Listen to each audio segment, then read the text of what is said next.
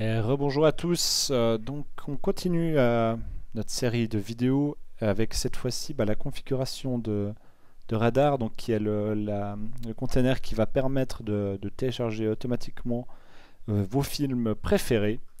Donc pour ce faire, on va de nouveau toujours utiliser des containers à Linux Server.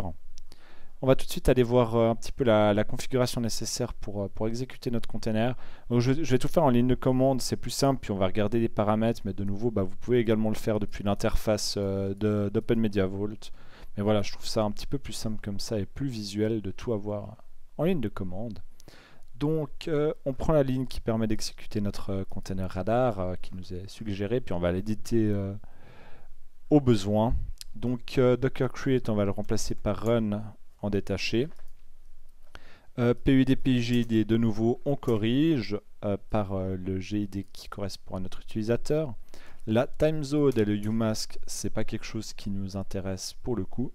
Et viennent les emplacements de stockage des fichiers. Donc on va tout de suite aller voir où aller mettre tout ça. Donc dans ce cas-là, nous, on va avoir ici le dossier configuration qui sera donc dans Docker, donc Shared Folders Docker. Donc hop, on va mettre ça là. Donc il y a pour moi le container de stockage des containers Docker avec les configurations des containers. Donc on va mettre ça, c'est radar. Hop, slash config. Hop. Ici, il nous demande le chemin où sont stockés les films, parce que Radar va s'occuper de les télécharger et de les copier et renommer au besoin. Donc dans notre cas, c'est share, media et film. Hop. Voilà. Et puis ici, le chemin vers les téléchargements. Donc dans notre cas, on va mettre la racine. Donc torrent, pas sonar, radar ou lidar, mais simplement vraiment juste la racine qui est là. Donc, hop, on prend ça. Et puis, on enlève le petit slash en trop, tac. Et on va pouvoir entrer cette ligne de commande et aller voir la configuration de radar. Donc on fait Enter. Ça télécharge l'image. Donc on voit que le port ici qui nous est donné, c'est le 7878.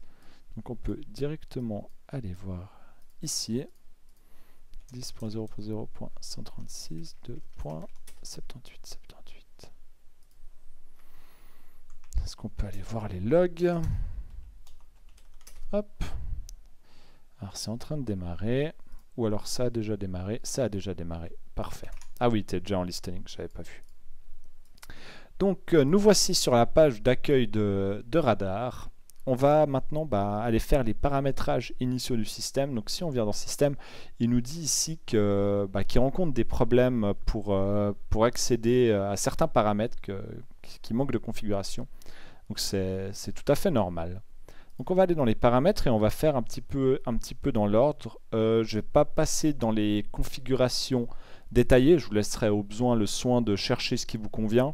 Mais par exemple ici, on a les options pour renommer les fichiers, etc. Selon, si on ouvre ici les paramètres avancés, selon certains formats. Donc ça, vous pouvez régler vous, etc. Nous, on va pas s'occuper de ça dans ce cas-là. Vous pouvez régler les profils qui vous intéressent. Alors ça, on peut quand même noter ici qu'il y a quelque chose qui serait intéressant à avoir. C'est que ici, dans les profils là, en faisant plus...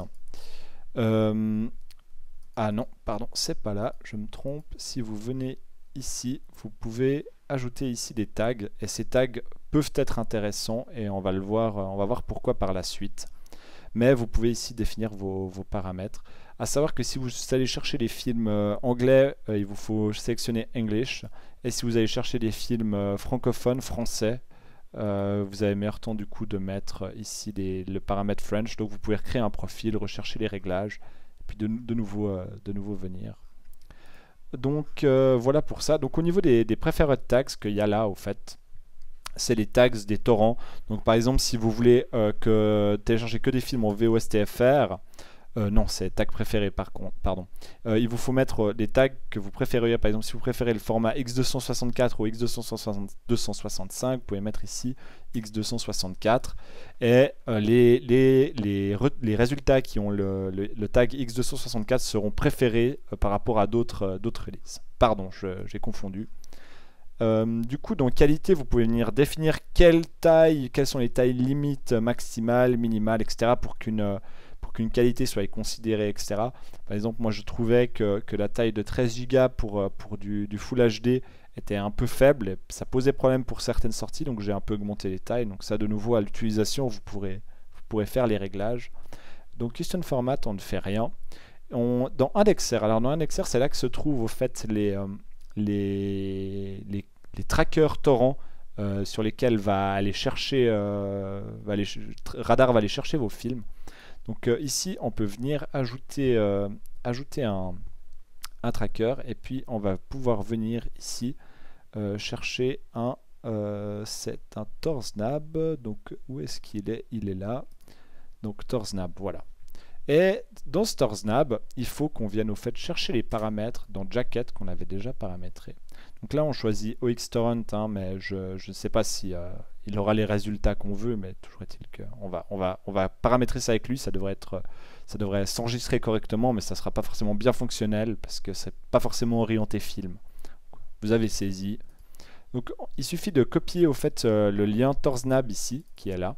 Donc si on colle, on voit qu'il nous génère un lien et de venir le coller ici. Le nom ici, donc du coup, il vous faut nommer en fonction du tracker qui est là. Donc dans ce cas-là, ce serait OXTorrent.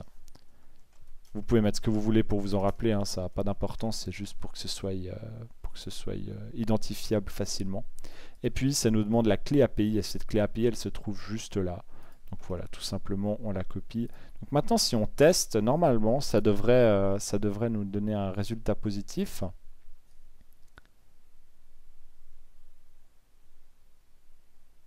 Voilà, donc testing OXTorrent succeed, donc il a réussi à aller interroger le tracker, donc on peut faire sauvegarder. Et on a maintenant notre indexeur qui est là. Donc du coup, dans mon radar personnellement, j'ai qu'un tracker sur lequel je vais chercher tous mes films.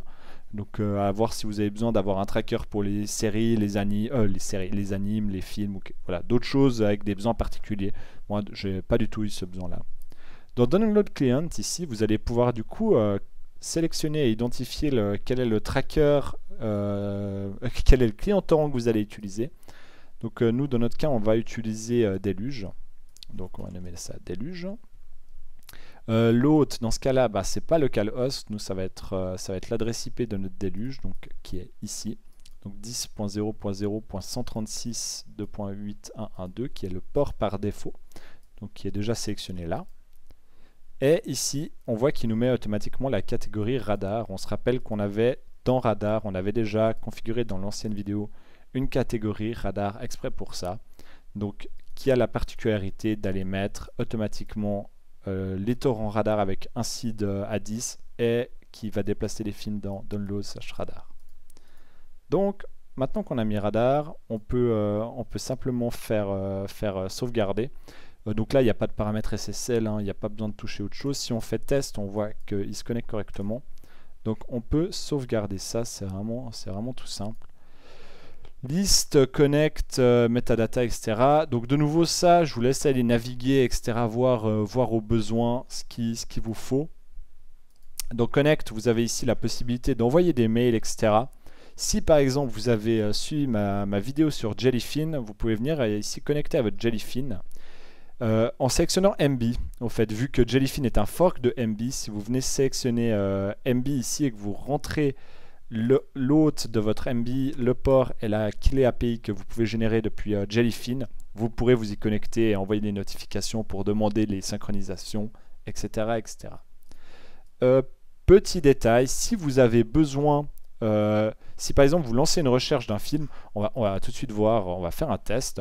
On va rechercher, qu'est-ce qu'on va chercher? Inglourious Basterds. Donc pour chercher un film, on fait ajouter. Hop. Ah mais je suis déjà dedans. Et on va ajouter Inglourious Basterds. Comment on écrit? Bastards.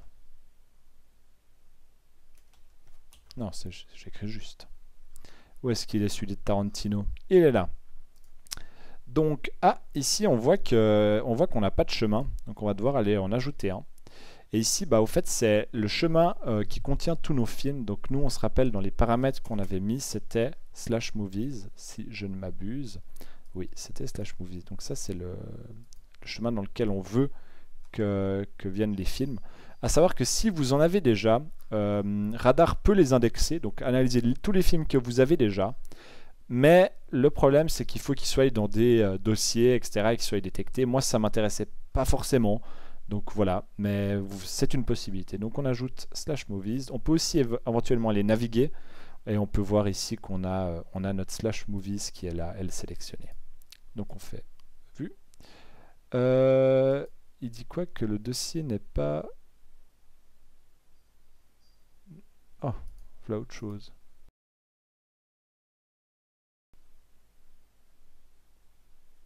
Ah ouais, il n'y a pas... On voit là, le groupe user n'a pas les droits d'écriture. Ok, bon, alors on va corriger ça. On va corriger ça, d'accord. Hop. Donc bon, un bon système, hein. Il a détecté immédiatement qu'il y avait un souci pour... Hop là. Il a détecté immédiatement qu'il y avait un souci pour aller écrire là-bas dedans. Du coup, on va aller corriger ça directement depuis OpenMediaVault. Donc on prend notre dossier share, on vient sur les ACL. Non, mais là, c'était fait correctement. Donc on va réappliquer les droits. Users, hop, hop. Ok, c'est parti. Close. Et maintenant, si on revient ici et qu'on fait F5, nos permissions, elles ont été changées en write. Ok. On va retester, voir comment il réagit. Et j'espère que ça devrait être bon cette fois-ci. Donc on reprend Movies, ok. Et on fait vue. Ah, voilà, c'est beaucoup mieux. Donc on a maintenant Movies, Monitoring. Oui, donc ça veut dire qu'il va aller checker ce dossier-là. Minimum Viability, c'est à partir de quel moment est-ce qu'il va essayer de les chercher. Et puis, le profil, là, c'est selon les paramètres que vous avez réglés. Donc on va par exemple essayer ici HD 720p 1080p. Ici, vous avez deux boutons, vous avez ajouter et chercher immédiatement. Si le film n'est pas sorti, vous pouvez simplement faire ajouter. Si le film existe déjà comme celui-là, vous pouvez faire ajouter et chercher. Donc on fait ça, et il va déclencher cette recherche. Si on revient du coup sur ce film dans nos movies, ici, il apparaît là. On va pouvoir ici voir quel est l'historique. Donc là, bon, il est en train de le chercher. Alors, on va venir refresh cette page. Donc, il n'a rien trouvé. Si on vient dans Search ici, il doit nous remonter les résultats en torrent qui ont été trouvés. Donc, on voit que sur xTorrent, il n'en a pas trouvé, au fait. Mais s'il en avait, vous pourriez venir voir là quels sont les résultats qui ont été retournés par xTorrent, enfin, du coup, par votre tracker. Si vous voulez débugger un peu, voir vraiment qu'est-ce qui se passe, vous pouvez venir dans Système, Logs, et vous pouvez venir voir un petit peu qu'est-ce qui se passe. Donc là, on voit qu'il a cherché un indexeur et qu'il a trouvé 0 film correspondant à notre recherche. Si vous voulez savoir pourquoi, quand vous cherchez, il vous retourne des résultats, mais qu'aucun n'a été sélectionné, vous pouvez venir dans les paramètres, dans Général, et mettre le log en mode debug ici, donc en sauvegardant à chaque fois évidemment. On va aller relancer une recherche. Hop.